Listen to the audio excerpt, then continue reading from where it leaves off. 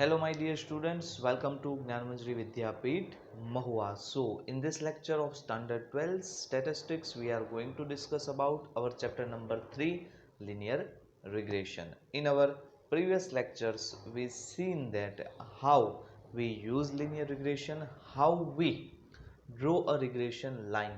Also we discuss what is the difference between linear correlation and linear regression. How we find value of a and b, because linear regression line y is equals to a plus bx. So how we find the value of b? We have 2 or 3 equations for finding that. All the things are being discussed now in this lecture, because in our previous lecture we seen example number 2, also example number 3 means error. Okay, error type numerical are also discussed. So I hope you completed exercise 3.1, because till now, till Tuesday, you have 3 or 4 days regarding statistics as exclude your test, statistics test. So I think you complete this exercise, and if you found any query you may inquire on my number. Okay, so let's start today's lecture. Let's start.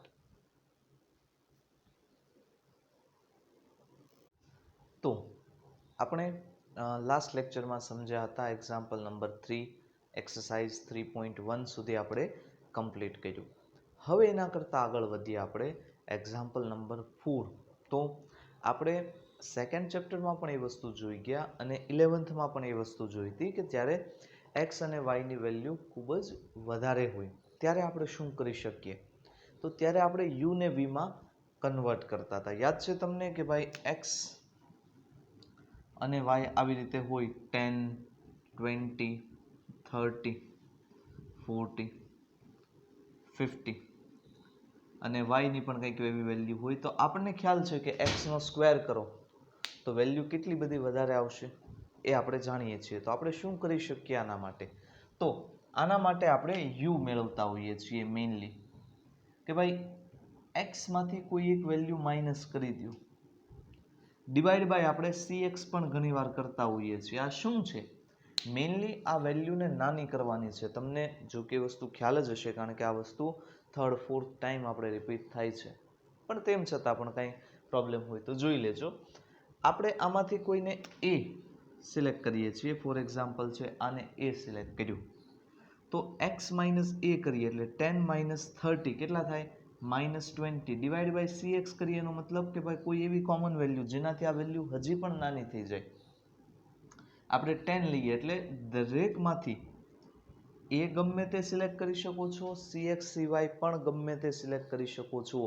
એવું જરૂરી નથી કે અહીંયા મેં જે રીતે કર્યું અથવા તો જે રીતે બુકમાં આપેલું છે એવી જ રીતે કરવું, એવો કોઈ ફિક્સ રૂલ છે નહીં.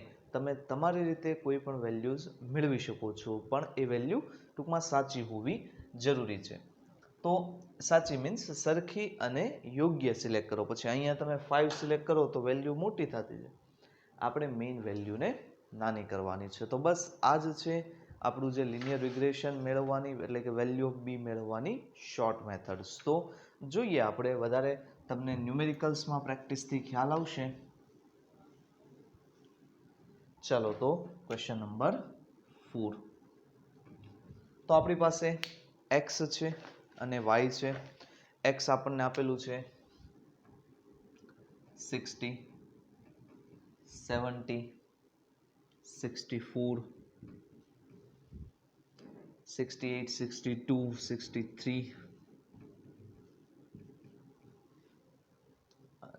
સોરી 65 અને 72. આવી જ રીતે વાય આપેલું છે આપણને 50, 59, 57, 50, 53, 58 અને 60. આ એક્સ અને વાય આપણને આપેલા છે. એના ટોટલ પણ આપેલા છે કે આનો ટોટલ થાય છે 461, જેને આપણે સિગ્મા એક્સ કહીએ છીએ. આનો ટોટલ સિગ્મા વાય પણ તમને આપેલો છે 387. અને જો ન આપેલો હોય તો તમે એ તો કેલ્ક્યુલેશન્સ કરી શકો છો, એમાં કાંઈ બહુ અઘરું છે નહીં. હવે આપણને શું કીધું છે કે આના માટે રિગ્રેશન લાઈન મેળવો, બરોબર છે. અને એના પછી કોઈ એક આના ઉપરથી આપણે એક્સપેક્ટેડ વેલ્યુ પણ મેળવીએ ને, તો 75 એક્સ જ્યારે 75 હોય ત્યારે વાય જે છે એનું આપણને એક્સપેક્ટેશન કરવાનું કીધું છે કે એક્સ 75 હશે ત્યારે વાય કેટલો હશે. લિનિયર કોરિલેશનમાં આ વસ્તુ પોસિબલ નથી, પરંતુ લિનિયર રિગ્રેશનથી આપણે આ વસ્તુ કરી શકીએ છીએ. તો આપણને તો તરત જ યાદ આવે આપણું એક equation, b is equals to n sigma x y minus sigma x into sigma y upon n sigma x square minus sigma x whole square. પણ એક વસ્તુ તમે વિચારી જુઓ, આ વેલ્યુઝ જુઓ તમે, x ઇન્ટુ વાય કરો એ દરેકનો સમ, કેટલી મોટી વેલ્યુ થશે. જો કે એવી રીતે કરશો તો પણ આન્સર આવશે. જ્યારે આપણે કાર્લ પિયર્સન્સ મેથડ ભણતા હતા અને ઘણા બધા સ્ટુડન્ટે કીધું કે સર અમારે આ મેથડ નથી, યુવી વાળી મેથડ અમને નથી યોગ્ય લાગતી, અમારે એક્સ વાય કરવી છે. મેં કીધું કરો. નવી મેથડ શા માટે આવે? કેલ્ક્યુલેશન સહેલી કરવા માટે. બાકી તમે એક્સ વાયથી કરશો તો પણ આન્સર આવશે જ. એક્સ અને વાયનો મલ્ટીપ્લાય કરી દો, દરેકનો સમ કરો, એ વેલ્યુ અહીંયા મૂકો, સિગ્મા એક્સ સિગ્મા વાય તો આપેલું છે, આન્સર આવશે જ. સિગ્મા એક્સ સ્ક્વેર એક્સનો સ્ક્વેર કરો, આન્સર આવશે જ. પણ મેઇન વસ્તુ શું છે કે આપણે મેથડ સહેલી બનાવવાની છે. ઇવોલ્યુશન શા માટે થાય? કોઈ ઉપકરણો શા માટે બને? કોઈ ડિવાઇસ શા માટે બને? આપણી કેલ્ક્યુલેશન, આપણને કામને સરળ બનાવવા માટે. બસ આ જ વસ્તુ છે. ચાલો, તો હવે સૌથી પહેલાં આપણે શું કરવું પડશે? સૌથી પહેલાં ફાઇન્ડ કરવાનું એક્સ બાર અને વાય બાર. શું થાય x bar? Sigma x upon n. Sigma x કેટલું છે? 461 अपॉन n. 1 2 3 4 5 6 7. તો કરો 461 ડિવાઇડ બાય 7. ઇઝીલી તમે કેલ્ક્યુલેટ કરી શકો છો. આન્સર આવશે 65.86. બરોબર છે. સિમિલરલી વાય બાર મેળવી લો.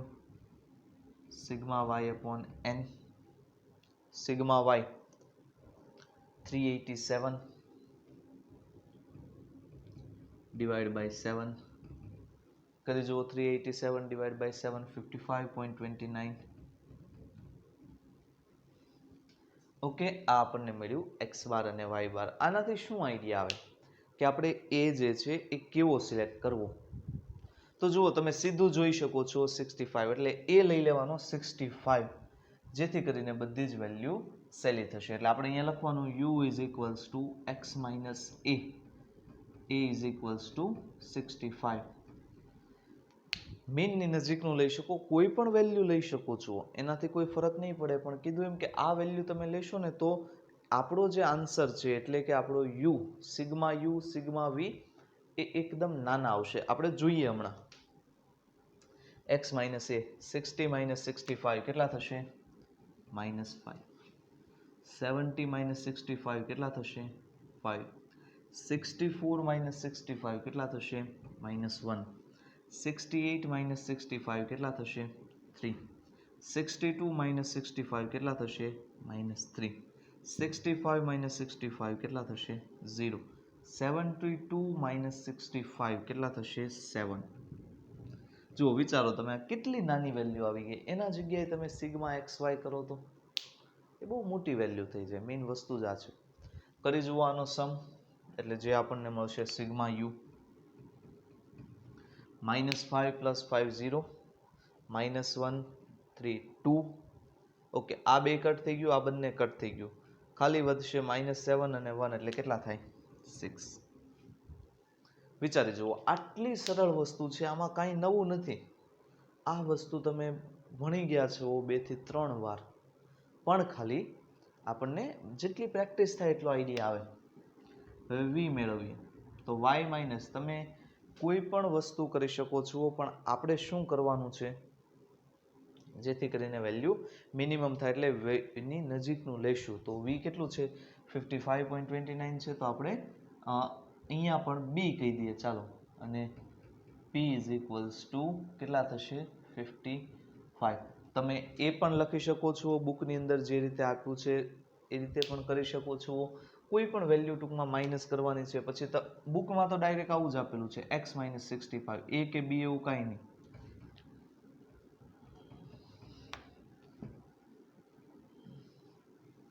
અને અહીંયા 55 તો પણ ચાલે. એટલે y ની બધી જ વેલ્યુમાંથી 55 માઇનસ કરો. હજી એકવાર રિપીટ કરું છું, અહીંયા 65 અને 55 લીધા એ જ લેવું જરૂરી નથી. તમે 60 અને 70 પણ લઈ શકો છો, પણ એનાથી યુની વેલ્યુ મોટી થશે.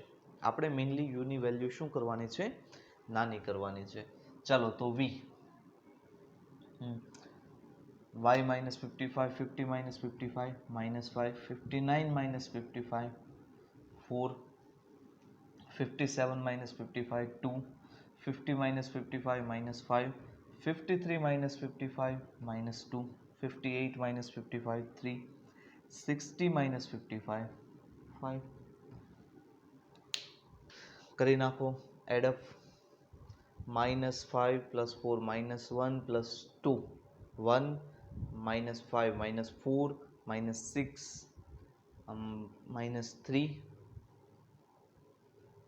એટલે 2. સિગ્મા વી કેટલું થશે? 2. વિચારો ક્યાં 461 387 હજી એનો તો પાછો સ્ક્વેર થવાનો હતો, અને ક્યાં આ મેથડ. ચાલો હવે આ ઇક્વેશન આપણું હતું એ યુવીમાં કન્વર્ટ થઈ જશે. એટલે જ્યાં એક્સ વાય છે ત્યાં શું થઈ જશે? યુવી. જ્યાં એક્સ છે ત્યાં યુ અને વી વાય છે ત્યાં વી. એક્સ છે ત્યાં યુ અને વાય છે ત્યાં વી મૂકી દો એટલે આપણને મળશે બી. તો આપણે જોશે સિગ્મા યુ સિગ્મા વી જે મળી ગયું છે યુવી. કરો બંનેને. -5 ઇન્ટુ -5 કેટલા થશે? +25. 5 into 4 20. -1 into 2 -2. 3 into -5 -15. -3 -2 6. 0 into 3 0. 7 into 5 30. કરી નાખો answer. Sigma UV 25 plus 20 45. 45 minus 2 43 minus 15 means 27. 27 plus 6 33.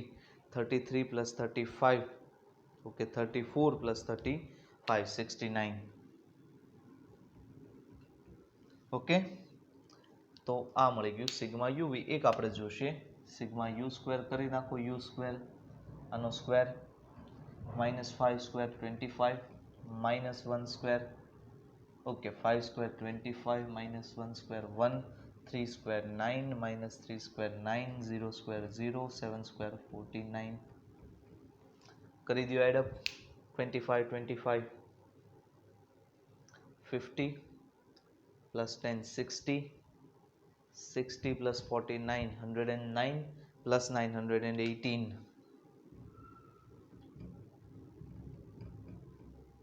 ચાલો તો આપણી પાસે એ બધી જ વેલ્યુ છે જેની આપણે અહીંયા જરૂર છે. લખી લઈએ બધી જ value. Sigma u 6, sigma v 2, sigma u v 69, sigma u square 118. ચાલો હવે વેલ્યુ મૂકતા જઈએ એટલે આપણને મળશે રિગ્રેશન લાઈન.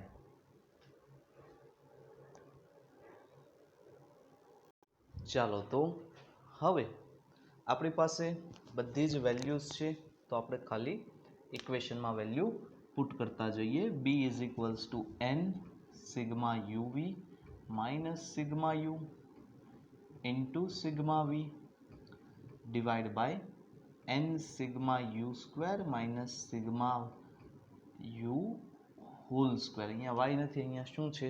અહીંયા યુ છે. બરોબર છે, કારણ કે આવે ને સિગ્મા એક્સ, જો એક્સ છે ત્યાં યુ મૂકવાનું છે. ચાલો તો એન કેટલા છે, n ઇઝ ઇક્વલ્સ ટુ 7, એ પણ અહીંયા લખી લઈએ.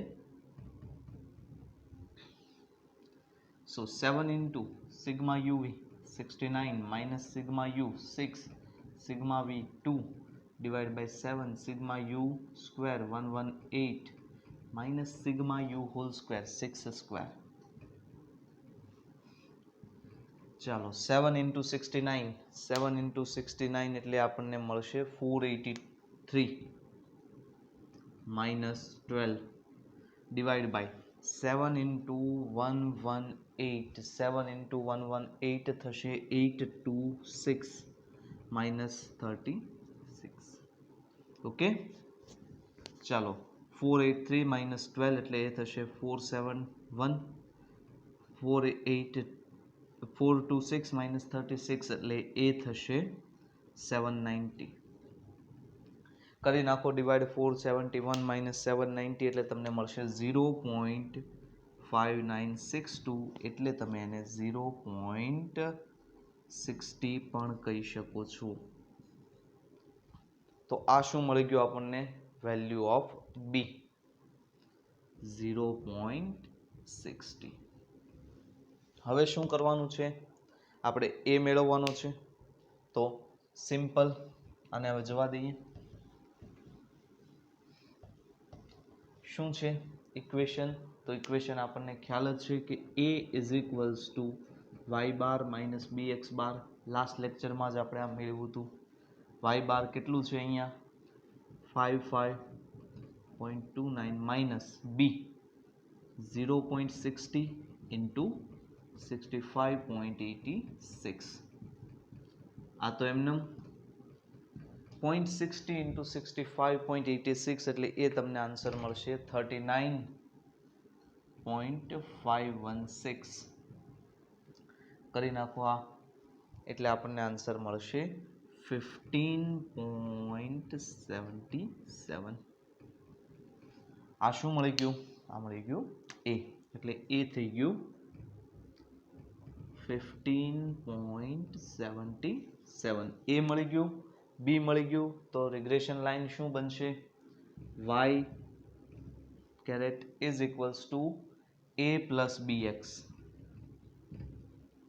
એટલે કે y caret is equals to a કેટલું છે 15.77 પ્લસ બી 0.60 એક્સ.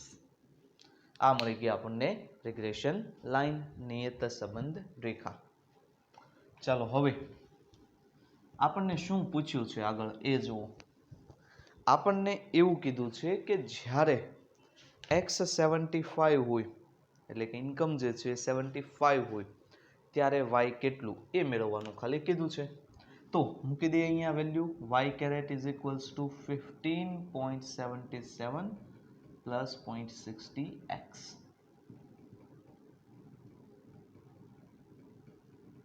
એક્સ કેટલું છે, એક્સ છે 75 આપણને કીધું છે. તો કરી નાખો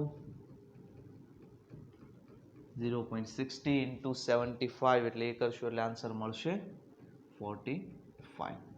અને 45 પ્લસ 15.77 કરશો એટલે તમને આન્સર મળશે 60.77. આ આપણને મળી એક્સપેક્ટેડ વેલ્યુ.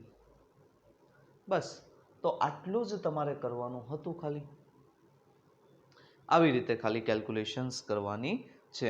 તો જ્યારે વેલ્યુઝ મોટી હોય નાની હોય ત્યારે શું કરવું એ તમને ખ્યાલ આવ્યો હશે. આજના હોમવર્કની અંદર આ ક્વેશ્ચન જે છે